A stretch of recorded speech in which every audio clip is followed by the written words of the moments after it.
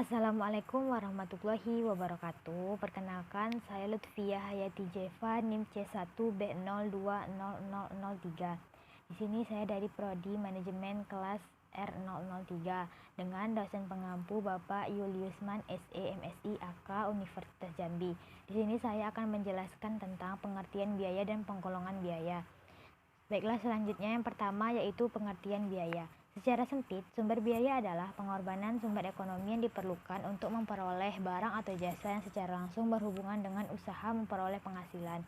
Dalam pengertian tersebut, yang dimaksud sumber ekonomi adalah barang atau jasa yang memiliki manfaat atau yang mempunyai sifat langka. Dalam hubungannya dengan penghasilan yang diperoleh perusahaan dalam suatu periode, biaya dibedakan antara lain sebagai berikut. A. Biaya yang manfaatnya habis digunakan untuk memperoleh penghasilan pada periode saat terjadinya. Biaya semacam ini digunakan istilah bebas atau expense. Contoh, harga pokok produk yang dijual atau harga pokok penjualan. Yang B. Biaya yang manfaat digunakan untuk memperoleh penghasilan pada periode yang akan datang, atau biaya yang manfaatnya belum dapat dinikmati pada periode terjadinya atau unexpired cost. Selanjutnya ada penggolongan biaya. Data biaya merupakan alat bagi manajemen dalam melaksanakan fungsi perencanaan, pengawasan, dan pengambilan keputusan. Oleh karena itu, agar data biaya yang dihasilkan dari proses akuntansi relevan dengan kepentingan manajemen, biaya sebagai sasaran akuntansi digolongkan menjadi golongan-golongan biaya. Selanjutnya, berdasarkan hubungannya dengan sesuatu yang dibiayai dan berdasarkan hubungannya dengan volume kegiatan. Terdapat yaitu yang pertama A. Penggolongan biaya menurut objek pengeluaran. B. Penggolongan biaya berdasarkan fungsi pokok dalam perusahaan. Terdiri lagi dari biaya produksi, biaya pemasaran, biaya administrasi. Yang C. Penggolongan biaya berdasarkan hubungannya dengan sesuatu yang dibiayai.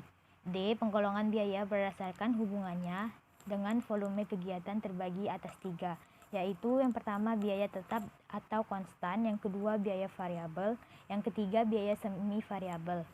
Selanjutnya yang E. Penggolongan biaya berdasarkan jangka waktu manfaatnya. Selanjutnya ada perbedaan akuntansi keuangan dan akuntansi manajemen, yaitu dilihat dari jenis pelaporan. Akuntansi keuangan. Laporan akuntansi keuangan memberikan hasil dari keseluruhan bisnis, sedangkan akuntansi manajemen memberikan laporan yang lebih rinci seperti laba berdasarkan produk, pelanggan, dan wilayah geografis. Selanjutnya efisiensi. Akuntansi keuangan melaporkan tentang probabilitas dan efisiensi bisnis, sedangkan akuntansi manajemen melaporkan spesifik penyebab masalah dan bagaimana cara memperbaikinya. Selanjutnya, informasi yang terbukti. Akuntansi keuangan menyimpan catatan dengan cukup jelas dan lengkap. Diperlukan untuk pembuktian laporan bahwa laporan keuangan benar adanya. Sedangkan akuntansi manajemen berkaitan dengan perkiraan atau estimasi, bukan fakta yang terbukti dan dapat diverifikasi. Perbedaan selanjutnya yaitu fokus pengguna laporan. Akuntansi keuangan berorientasi pada pembuatan laporan keuangan yang didistribusikan baik di luar atau dalam. Sedangkan akuntansi manajemen lebih mementingkan laporan operasional yang hanya didistribusikan dalam suatu perusahaan. Selanjutnya perbedaan dari standar. Akuntansi keuangan harus mematuhi berbagai standar akuntansi, sedangkan akuntansi manajemen tidak harus mematuhi standar apapun ketika mengumpulkan informasi untuk konsumsi internal. Selanjutnya perbedaan dari sistem.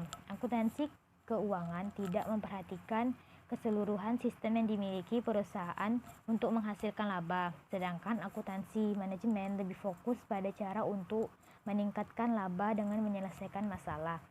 Selanjutnya perbedaan akuntansi keuangan dan akuntansi manajemen dilihat dari waktu pelaporan. Akuntansi keuangan mengeluarkan laporan keuangan setelah akhir periode akuntansi, sedangkan akuntansi manajemen lebih menerbitkan laporan karena informasi yang diberikan paling relevan. Selanjutnya perbedaan dari jangka waktu pelaporan. Akuntansi keuangan berkaitan dengan masa lalu karena memberikan hasil keuangan yang telah dicapai perusahaan, sedangkan akuntansi manajemen berorientasi di masa depan karena membahas anggaran dan perkiraan yang akan datang. Selanjutnya dari penilaian. Akuntansi keuangan membahas penilaian aset dan liabilitas yang tepat. Dan demikian pula halnya dengan penurunan nilai akuntansi. Penurunan nilai. Akuntansi manajemen sedang lebih memperhatikan produktivitas sehingga kurang peduli dengan nilai barang-barang. Selanjutnya yaitu pentingnya informasi biaya. Akuntansi biaya dianggap penting karena dapat memberikan informasi-informasi yang diperlukan sebagai peristiwa yang terjadi dalam perusahaan. Dapat diterima oleh pihak manajemen sehingga dapat membantu dalam memberikan pertanggungjawaban atas keuangan perusahaan. Selanjutnya cara penggolongan biaya. Dalam akuntansi biaya digolongkan dengan berbagai macam cara. Umumnya penggolongan biaya ini ditemukan atas dasar tujuan yang hendak dicapai dengan penggolongan tersebut, karena dalam akuntansi biaya dikenal konsep different cost for different purpose. Mulyadi 1993. Menurut Mulyadi dan Harmanto dan Zulkifli, biaya dapat digolongkan menurut 1. Objek pengeluaran, 2. Fungsi pokok pada perusahaan, 3. Hubungan biaya dengan sesuatu yang dibiayai, 4. Perilaku biaya dalam hubungannya dengan perubahan volume kegiatan, 5. Jangka waktu manfaatnya. Selanjutnya ada perbandingan laba rugi perusahaan dagang dan perusahaan manufaktur. Perusahaan dagang yang pertama kegiatannya berupa pembelian barang dagangan dari perusahaan lain dan penjualan barang dagangan tersebut kepada konsumen atau perusahaan manufaktur. Perusahaan dagang tidak melakukan pemrosesan terhadap barang dagangan yang dibeli. 3. Untuk menjalankan usaha dagangannya, perusahaan dagang mengeluarkan sumber ekonomi untuk memperoleh barang dagangannya, mengeluarkan biaya administrasi dan umum serta biaya pemasaran.